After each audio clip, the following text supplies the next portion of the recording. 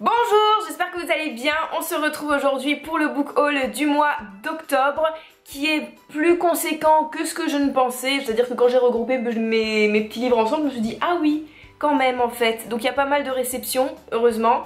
Quelques petits achats quand même et c'est parti. Je me suis acheté ce mois-ci Petit Pays de Gaël Faye chez Grasset qui était le roman de la rentrée littéraire qui me faisait le plus envie. Il y a tout un engouement autour de ce livre, on le voit un petit peu partout, que ce soit dans les critiques ou sur les blogs, même autour de moi j'en ai beaucoup entendu parler, donc j'ai très envie de le lire. Je l'ai d'ailleurs terminé, donc je vais vous en parler très bientôt. Mais brièvement, c'est en fait l'histoire de Gabriel qui va nous raconter son enfance au Burundi, période de sa vie où tout s'est écroulé peu à peu autour de lui. C'est-à-dire que ses parents ont commencé par se séparer et qu'après, ça n'a cessé de se dégrader dans son quartier avec la guerre civile, ce qui s'est passé au Rwanda, etc., etc. On a un petit peu un récit qui est à la fois nostalgique et qui est en même temps sur la perte de l'innocence. C'est un livre que j'ai beaucoup aimé et comme dit, je vous en dis plus assez rapidement. Ce mois-ci, je me suis acheté Entre ciel et terre de John Kallman Stephenson chez Folio sur les conseils d'Aurore parce que ce livre a été un véritable coup de cœur pour elle et autant vous dire qu'en fait j'ai lu le dos où il y a un petit extrait du livre, ça m'a tout de suite donné envie parce que c'était très bien écrit. Alors certes c'est de la traduction mais on sent l'univers et le travail de l'auteur derrière, donc ça c'est un bon point. L'histoire en soi n'est pas très passionnante puisqu'on suit tout simplement un pêcheur islandais et ce qui est vraiment intéressant puisque j'ai commencé à le lire et donc je peux vous le dire, c'est la façon dont c'est décrit, c'est le voyage que ça nous fait faire et je sens moi aussi le petit coup de cœur se pointer. J'ai reçu de la part des éditions Hugo Roman The Ones de Daniel Sveren Becker.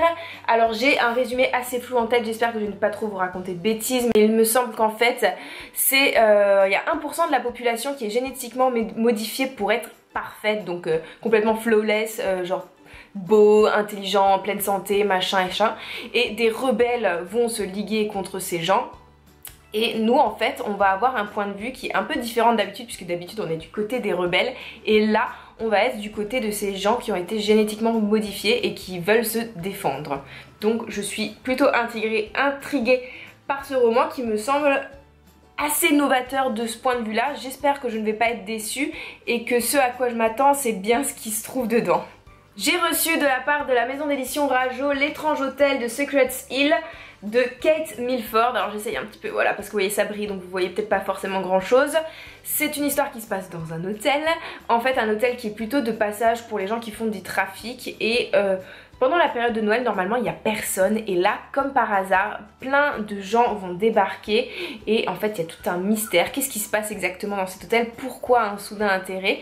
Et moi j'en sais pas beaucoup plus puisque je n'ai pas vraiment lu le résumé. Là ce que je vous donne c'est vraiment ce qu'on découvre pendant les premières pages.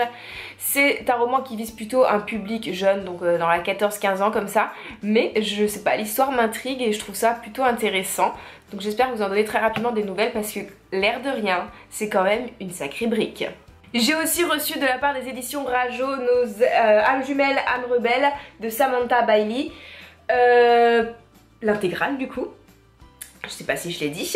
Je pense que vous connaissez, tout le monde ou presque a lu ces deux romans, c'est un truc de dingue. Je sais qu'à un moment où on en entendait beaucoup parler, ça m'a un petit peu refroidi parce que je pense que comme tout le monde, quand on entend énormément de choses d'un livre, soudainement on n'a plus du tout envie de le lire et on sait pas pourquoi. Et là je me suis dit que c'était quand même l'occasion et j'avais besoin de quelque chose de vraiment pas prise de tête en fait, vraiment j'avais envie du jeunesse et ça répond carrément à ce critère. C'est hyper frais néanmoins. Donc on suit l'histoire de deux jeunes filles qui vont se rencontrer via un fanzine, donc via des passions communes.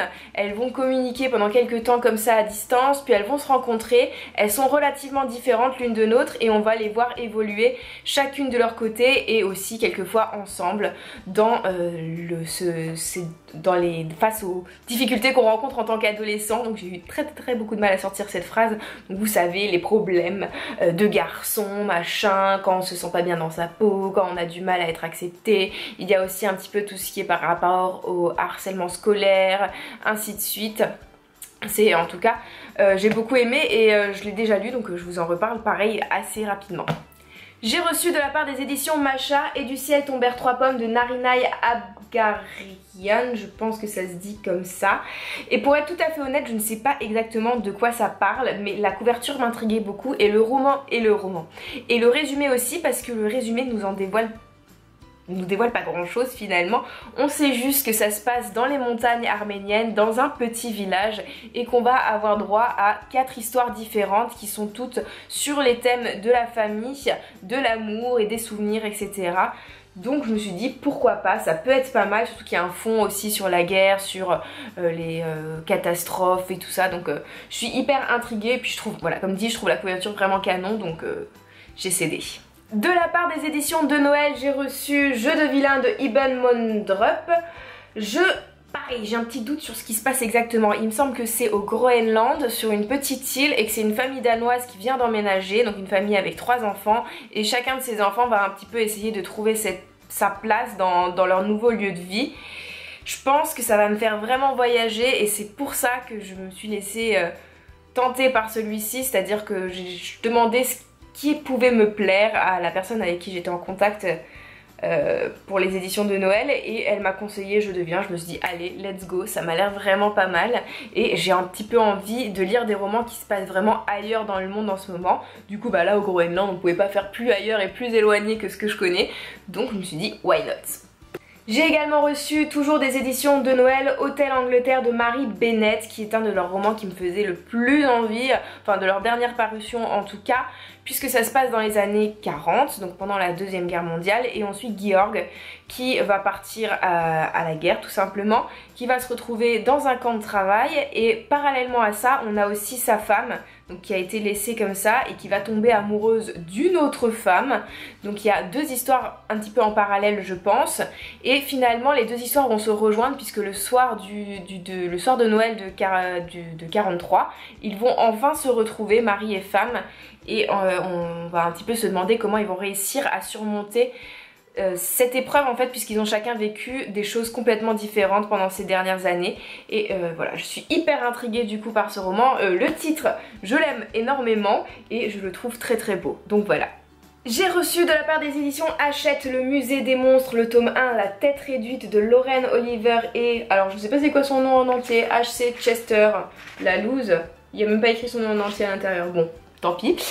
Illustré par Benjamin Lacombe. Je dois vous avouer que ce qui m'a attiré en premier lieu c'est ça, hein, illustré par Benjamin Lacombe. Donc à l'intérieur on a vraiment des illustrations qui sont super sympas. Le travail d'édition est très très beau. La couverture est magnifique, et en fait ça se passe dans un musée des monstres. Nous avons des orphelins un petit peu particuliers, genre il y en a une qui est mentaliste, un qui est complètement flexible de la colonne vertébrale, un autre qui a une force surhumaine, il y a aussi une femme à barbe, etc. Enfin vous voyez un petit peu le délire, un petit peu le même délire qu'il y avait dans une des saisons de American Horror Story. Et ce qui se passe c'est que dans ce musée des horreurs ils vont avoir donc la fameuse tête réduite. Et cette tête réduite, depuis qu'elle est arrivée dans le musée, il s'est passé un tas de choses, il y a eu des morts, etc. Elle va disparaître ensuite, et ses enfants, ces fameux orphelins, vont se lancer à la recherche de cette tête réduite, et il va y avoir toute une enquête autour de cette disparition. C'est un roman que je trouve très très sympa pour cette période d'Halloween, donc période qui est quasiment finie. Moi j'avais espoir de le finir avant Halloween, je n'ai même pas réussi, mais j'aime quand même, et je vous en donne des nouvelles très très bientôt puisque je suis à peu près au milieu. Et on termine par un livre de développement personnel qui m'a été offert par mon amoureux, que je remercie encore puisque j'ai commencé à le lire et ça m'a l'air hyper intéressant. Alors ne pas se fier du tout au titre, donc je pense que vous l'avez vu, le titre c'est Comment se faire des amis de Dale Carnegie, paru chez le Livre de Poche. C'est pas du tout dans l'optique de vous donner des conseils pour vous lier d'amitié avec des gens, c'est plutôt quelque chose de plus complexe qui est dans l'optique de vous aider à communiquer, à mieux communiquer avec les autres, à mieux vous faire entendre, à mieux les écouter, à mieux défendre vos idées, etc. blablabla, blablabla, etc. Je n'ai pas lu grand chose pour le moment, mais ça m'a l'air vraiment pas mal. C'est un livre qui a été écrit en 1936, donc les exemples datent un peu, même si certains ont été remis au goût du jour, mais on le sent dès le début quand on le lit que clairement c'est quelque chose qui s'appliquera, je pense, toujours au commun des mortels entre guillemets. Et je vous en donne des nouvelles quand j'aurai fini. Je pense peut-être vous faire une vidéo à part comme j'avais fait pour Miracle Morning et vous dire ce que j'ai retenu de ce livre, ce que je pense garder et tenter d'appliquer. Voilà. Et c'est tout pour ce book haul, j'espère que ça vous a plu et je vous dis à bientôt pour une prochaine vidéo. Bye bye!